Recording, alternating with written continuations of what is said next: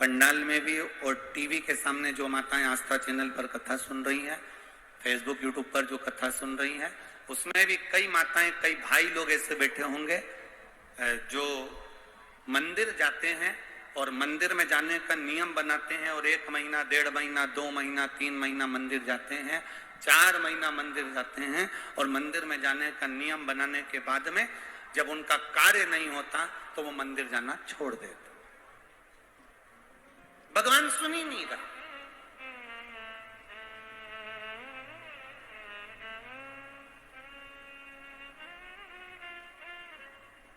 कई लोग पत्र भी लिखते हैं, ऐसा नहीं कि पत्र नहीं लिखते, कई लोग पत्र में लिखते हैं, गुरुजी हम 4 महीने से मंदिर जा रहे थे, गुरुजी हम 3 महीने से मंदिर जा रहे हैं, हम 5 महीने से मंदिर जा रहे हैं, भगवान तो हमारी सुन ही नहीं रहा। भगवान से हमारा कौन सी दुश्मनी है जो भगवान ने सारा दुख हमको दे दिया? भगवान हमारी सुन ही नहीं रहा।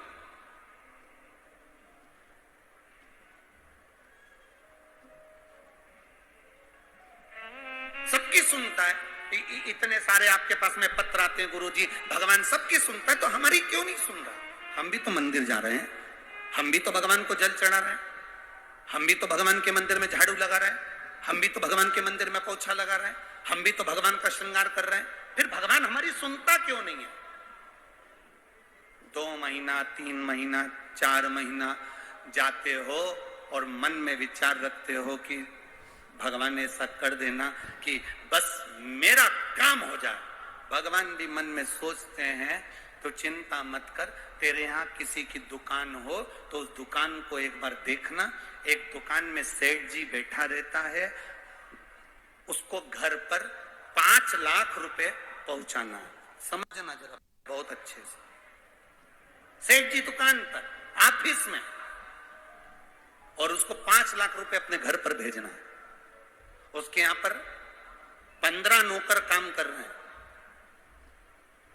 एक नौकर 1 महीने पहले लगा, एक नौकर 3 महीने पहले लगा, एक नौकर 10 महीने पहले लगा, एक नौकर 1 साल से लगा, एक नौकर 5 साल से लगा।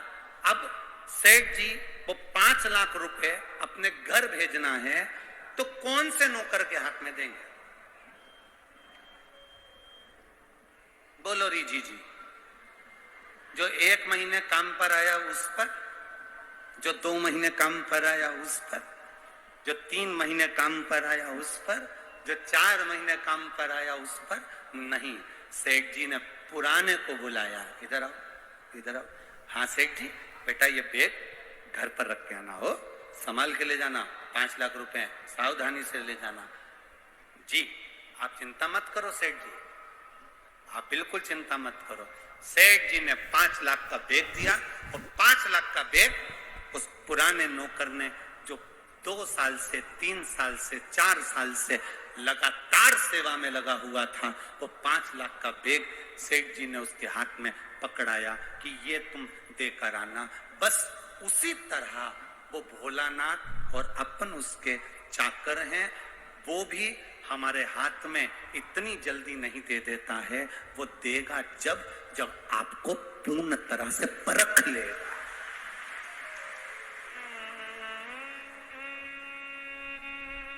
आपको पूर्ण तरह से जब वो परखेगा तब वो देगा। और आप क्या करते हो? 1 महीना मंदिर गए, 2 महीना मंदिर गए, भगवान से प्रार्थना कर लेते हो, भगवान हमको ये दे देना, भगवान हमको ये दे देना। तुम 1 महीना मंदिर जाके मन में सोचते हो कि जमीन में से कहीं गड़ा हुआ धन का हंडा निकल जाए, तो ऐसा कोई महाराज हो जो धन का हंडा निकाल के दे दे तो हमको भी बता देना। नहीं, अपने कर्म को करो, अपनी मेहनत को करो, अपने परिश्रम को करो।